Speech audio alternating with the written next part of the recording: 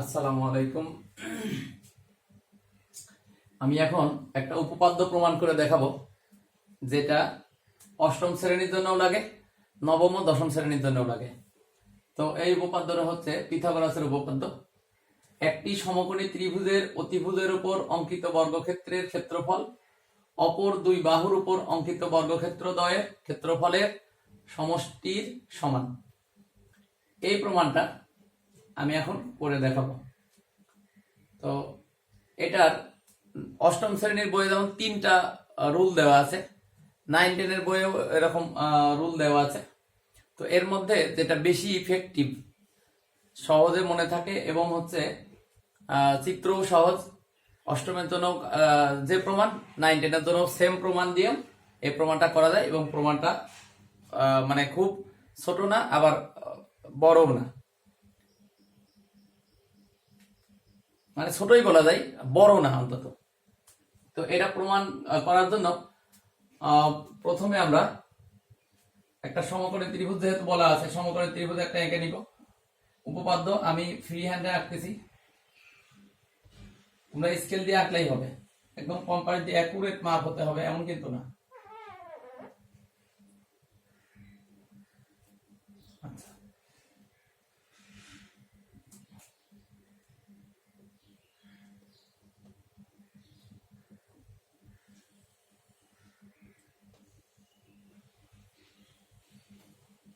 মোটামুটি আইডিয়া করে নিলাম আমি যে আমার এখানে সমকোণ আছে, সমকোণ হয়েছে।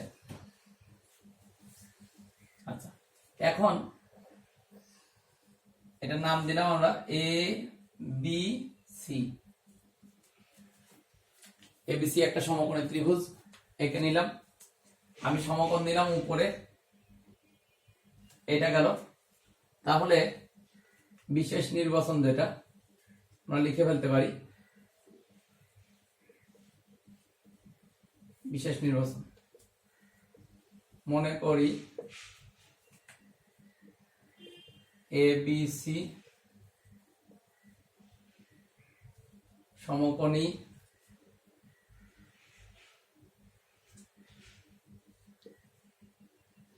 ত্রিভুজে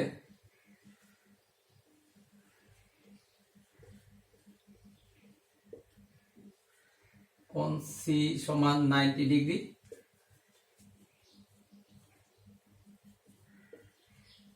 অতিভুজ। তাহলে এইটা যদি 90 ডিগ্রি কোণ হয়, তো অতিভুজ অবশ্যই এ বি, অতিভুজ এ বি। আমরা আবার বাহুগুলোর একটা পরিমাপ ধরে নিতে পারি, যেমন এই এ বি এর মাপটা আমরা ধরে নিতে পারি স্মল লেটারে। আমি ধরে নিলাম এটা হচ্ছে, এর মাপ হচ্ছে স্মল সি। তাহলে এ বি সমান আমি ধরে নিলাম হচ্ছে স্মল সি। আচ্ছা, এরপরে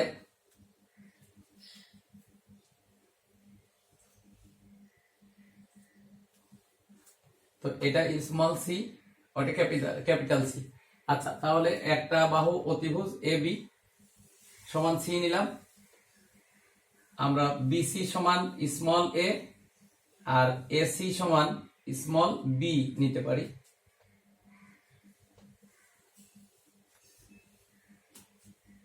আচ্ছা, এখন আমাদের প্রমাণ করতে হবে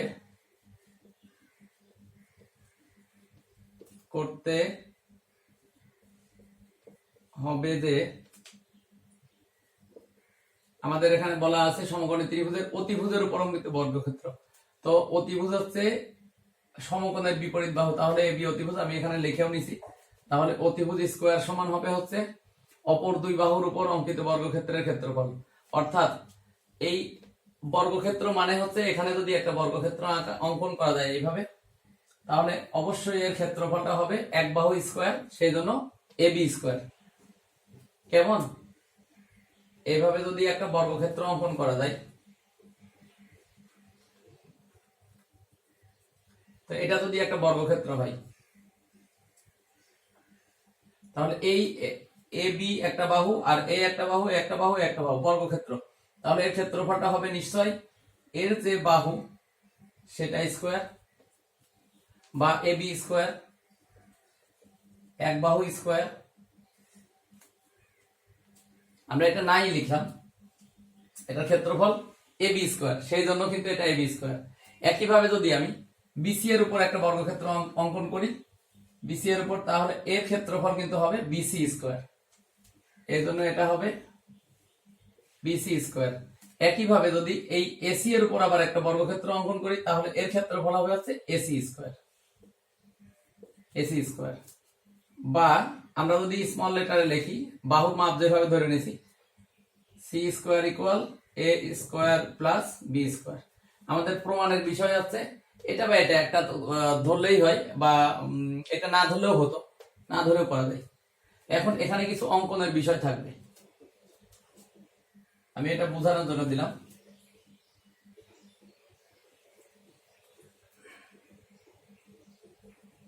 বাহুর মাপটা আমরা একটু রেখে দিই, এখানে আবার অন্য অক্ষর লিখতে হবে, যার কারণে আমি ওইটা পরিষ্কারই রাখি। আচ্ছা, এবার অঙ্কন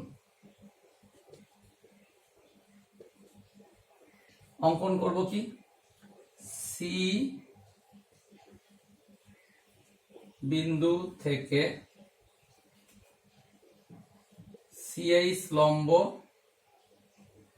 চিহ্ন উল্টা কি, সিএইচ লম্ব এ বি আঁকি বা টানি, আঁকি বা টানি একটা লিখলেই হবে, লম্ব টানি।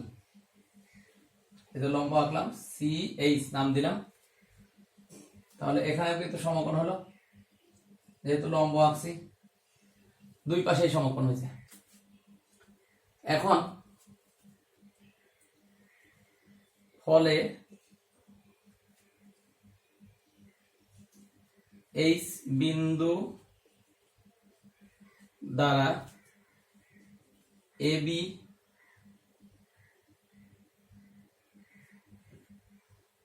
বাহু, এবি বাহু বলা যায়, রেখাও বলা যায়, এবি বাহু আমরা ধরে নিলাম এই অংশটা ডি আর এই অংশটা হচ্ছে স্মল ই, স্মল ডি আর স্মল ই,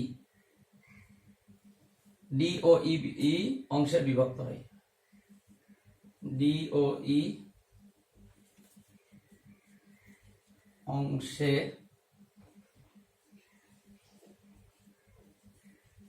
বিভক্ত হলো।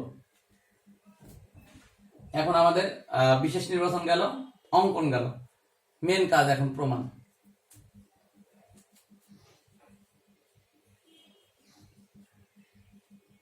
প্রমাণ এই ধাপ বইয়ে লেখা আছে, এটা লিখলেও চলে, না লিখলেও চলে।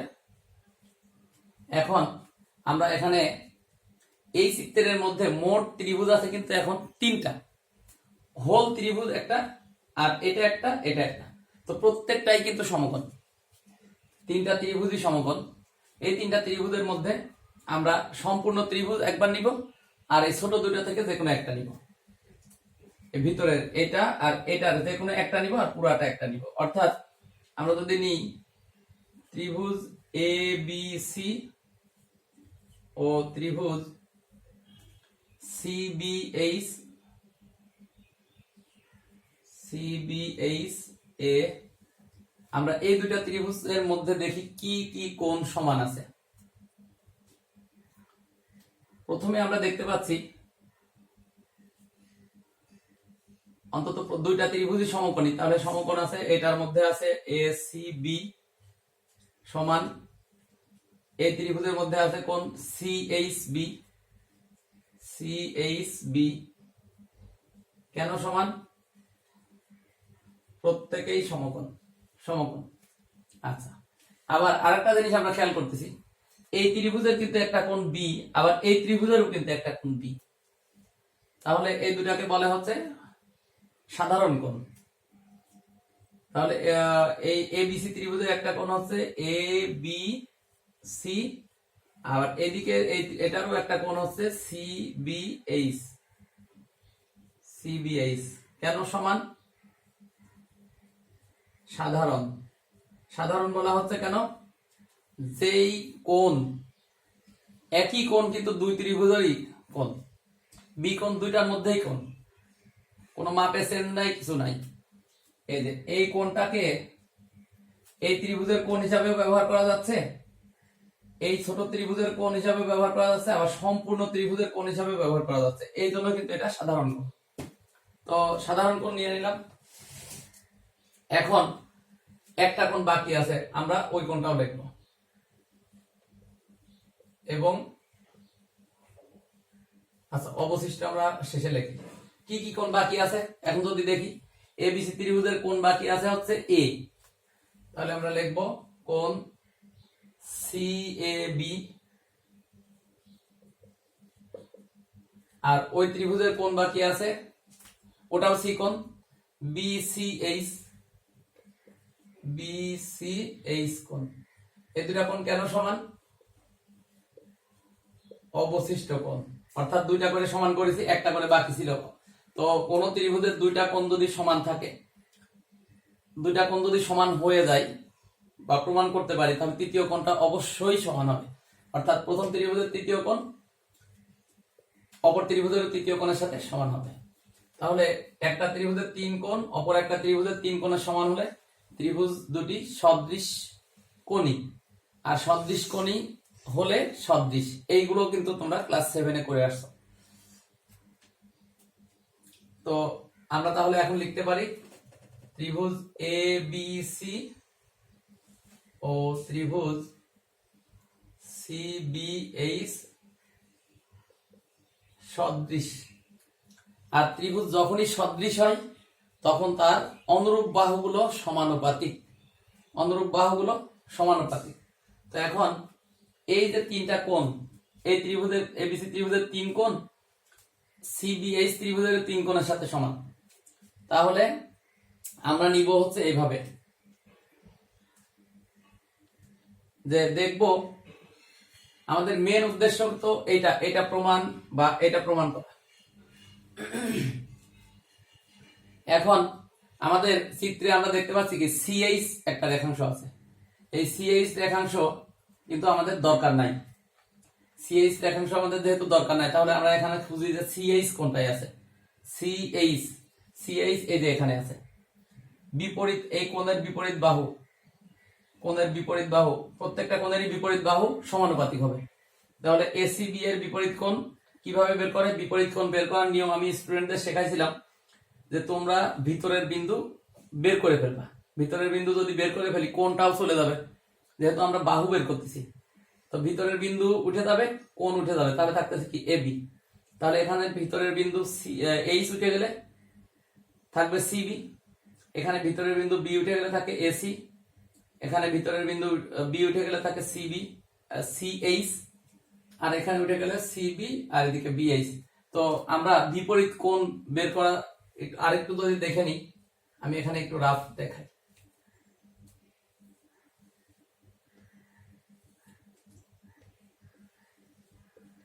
কোণের বিপরীত বাহু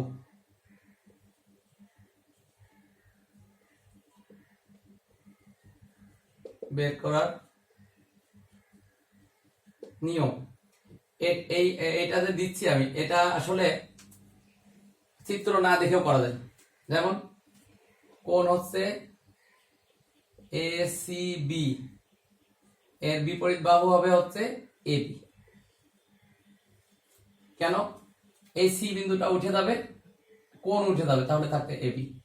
তাহলে ওই পাশে আছে কি কোণ সি এইচ বি, তাহলে এখানে এইচ বিন্দু চলে যাবে, থাকতেছে কি সিবি বা বিসি। এইভাবে করে কোণের বিপরীত বাহু বের করে। এটা কোণ আর বিপরীত বাহু হচ্ছে এটা। তো আমরা তাহলে এখন একই কোণের বিপরীত বাহু অনুপাত করব। তাহলে আমরা এই দুইটার এদিকর বিপরীত বাহু এবি, এদিকর বিপরীত বাহু সিবি, এদের একটা অনুপাত করব। আবার এখানে এসি, এখানে সিএইচ, এই দুইটার একটা অনুপাত করব। আবার এখানে হচ্ছে সিবি আর বিএইচ, এর একটা অনুপাত করব। এর মধ্যে আমাদের যেটা দরকার নাই সেটা আমরা নিব না, আমরা দুইটা অনুপাত নিব। তিনটা অনুপাত না নিয়ে দুইটা নিব। দরকার নাই কোনটা? আর আমাদের এই বাহু কিন্তু প্রমাণের দরকার নাই, সিএইচ। সিএইচ যেহেতু প্রমাণের দরকার নাই, সেহেতু সিএইচ আছে যে কোণে, সেই কোণটা আমরা বের করব না, এই কোণটার বিপরীত বাহু আমরা নিব না। তাহলে প্রথমটার বিপরীত বাহু কি কি আছে? কোণ এসিবি এর বিপরীত বাহু এই যে বের করেছি, এবি বাই সিবি। আর যেহেতু এটা নিব না, এটার বিপরীত বাহু আমরা নিব না, সিএইচ দরকার নাই বলে, এটার বিপরীত বাহু আমাদের এখানে থাকে হচ্ছে সিবি আর এখানে থাকে বিএইচ।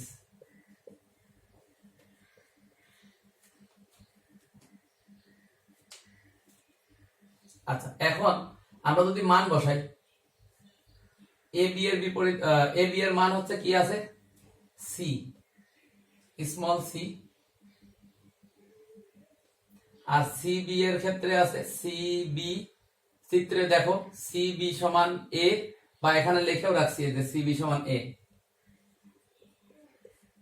একইভাবে সিবি আবার এ, আর বিএইচ হচ্ছে আমরা এখানে লিখে নিছি যে এবি বাহু ডি ও ই বিন্দু অংশে বিভক্ত হলো, এখানে আমরা ওইটা লিখেও দিতে পারি। অতএব এ এইচ সমান ডি আর এইচ বি সমান হচ্ছে ই। তাহলে বিএইচ সমান কি দেওয়া আছে? ডি। চিত্রে লেখা ছিল, না লিখলেও চলে, তাও আমি লিখে দিলাম। আচ্ছা, এখন এটাকে যদি আমরা আড়াআড়ি গুণ করি তাহলে দাঁড়াচ্ছে কি? এ স্কোয়ার সিডি সমান এ স্কোয়ার। আমরা এখানে ইকুয়েশন নাম্বার দিয়ে রাখতে পারি, না দিলেও সমস্যা নেই। আর এটাও আমার মনে হয় দরকার নাই, এটা মুছে দিই, তাহলে দেখ ইয়ে লাগবে। আচ্ছা, একটা ত্রিভুজ, একটা প্রমাণ গেল, সম্পূর্ণ ত্রিভুজ আর যে কোনো এক অংশ নিলাম। এবার দ্বিতীয়বার নিব, ধাপ 2 নাম্বার ধাপে আমরা আবার আগের মতো ত্রিভুজ এ বি সি ও ত্রিভুজ এ এইচ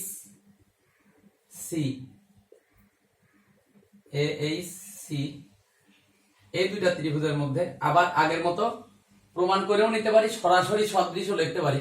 তো সদৃশ সরাসরি লিখলে কোন কোন স্টুডেন্ট আবার বুঝতে সমস্যা হবে যে সরাসরি সদৃশ অর্থাৎ এই লাইন লেখা যায় এইটুকু, এই কোন তিনটা না লিখে এই শুরু থেকে এটুকু না লিখে সরাসরি এইটুকু লেখা যায়। তো এইটুকু লিখলে ওই যে এই কোণ বের করা অনেক স্টুডেন্ট বুঝবে না, এই জন্য আমি এখানেও কোণের অনুপাতটা দিয়ে দিচ্ছি। তাহলে এই দুইটা ত্রিভুজের মধ্যে আমরা যদি খেয়াল করি, তাহলে এটার মধ্যে হচ্ছে কোণ A B C, sorry ACB,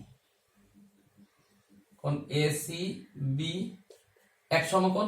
তাহলে এখানে এক সমকোণ হচ্ছে কোণ এইচ, কোণ এ এইচ সি কেন সমান? সমকোণ। দেখো এটা এটা কেন সমান হয়েছে? সমকোণের কারণে, সি কোণ সমকোণ। আমরা কিন্তু বলেই নিছি সি কোণ সমকোণ, এই যে সি কোণ সমকোণ।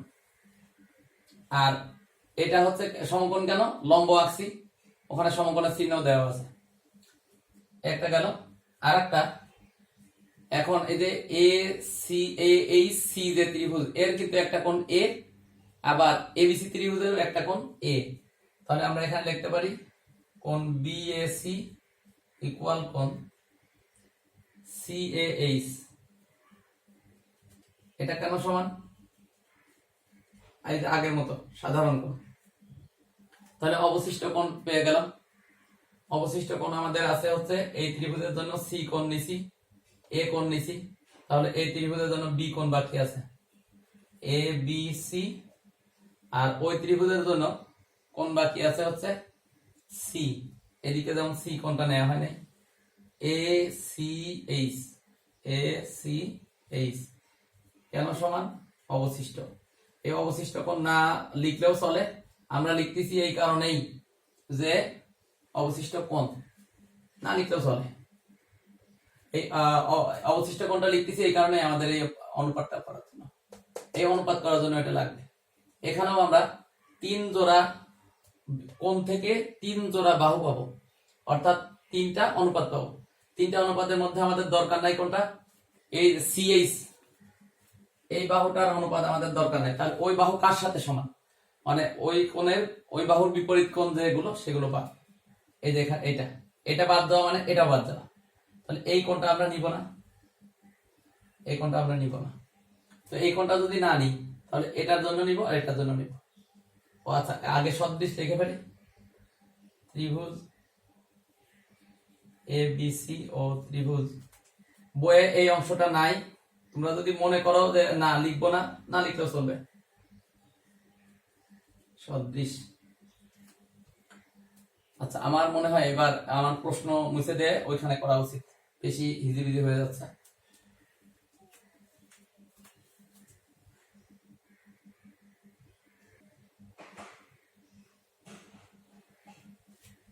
আচ্ছা তাহলে সদৃশ যেহেতু হয়ে গেল, তো সদৃশ হয়ে গেলে তাহলে এই জোড়ার এই জোড়া কোণের বিপরীত বাহু সমান। অতএব আমরা লিখতে পারি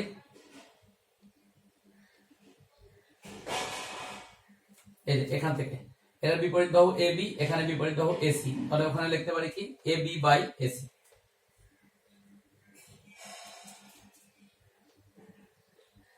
এ বি বাই এসি ইকুয়াল আমরা লিখতে পারি এই কোণটা নিব আমরা, এই কোণটা নিব না, তাহলে এখানে থাকে এসি আর এখানে থাকে এ এইচ। অবশ্যই বাম পক্ষের কোণ লেখার সময় সবসময় একই ত্রিভুজের কোণগুলো লিখবো। আবার একটা যদি এখান থেকে এখানকার বাহু যেহেতু উপরে লিখছি, তাহলে এই বাহুটাও কিন্তু উপরে লিখতে হবে, আর না হলে একটা উপরে একটা নিচে হয়ে গেলে কিন্তু অঙ্ক মিলবে না। এসি বাই এখানে থাকতেছে হচ্ছে এ এইচ, এ এইচ। তাহলে আমরা এখানে লিখতে পারি এ বি এর মান আমাদের কি ছিল, এ বি এর মান ছিল সি, তো স্মল সি লিখি। আর এসি এর মান ছিল আমাদের বি, এদিকেও এসি এর মান বি, আর এখানে এ এইচ এর মান হচ্ছে বি। সরি, ও আচ্ছা এইখানে একটু ভুল হয়েছে, বি এইচ এর মানটা আসলে হওয়ার কথা ছিল বি এইচ, এটা হওয়ার কথা ছিল ই, বেশি ভুল হয় নাই, ই। এখানে হলো হচ্ছে ডি। এখন আমরা যদি আর গুণ করি তাহলে সি ডি সমান বি স্কোয়ার, এটা হলো 2 নাম্বার। এখন 1 আর 2 যোগ করলে হয়ে যাবে 1 ও 2 নং যোগ করে, তাহলে যোগ করলে কি পাচ্ছি, সিই প্লাস সিডি ইকুয়াল এ স্কোয়ার যোগ বি স্কোয়ার। এখান থেকে সি কমন গেলে পাচ্ছি ই প্লাস ডি সমান এ স্কোয়ার যোগ বি স্কোয়ার। তাহলে এখানে সি ইন্টু সি ইকুয়াল এ স্কোয়ার যোগ বি স্কোয়ার, বা সি স্কোয়ার সমান এ স্কোয়ার প্লাস বি স্কোয়ার। আমাদের কিন্তু প্রমাণটা হয়ে গেল, প্রমাণটা হয়ে গেছে। তো এই প্রমাণটা দুটি সদৃশকোণী ত্রিভুজের সাহায্যে প্রমাণ। এটা ওই যে উপরে তো আমি লিখে দিছি অষ্টম, নবম ও দশম শ্রেণীর জন্য। একটা প্রমাণ যারা অষ্টমে আছো তারা যদি ভালো করে শেখো, তোমার 9-10 গিয়ে এটা অন্য কোনো নিয়মে যেতেও হবে না বা সমস্যাও হবে না।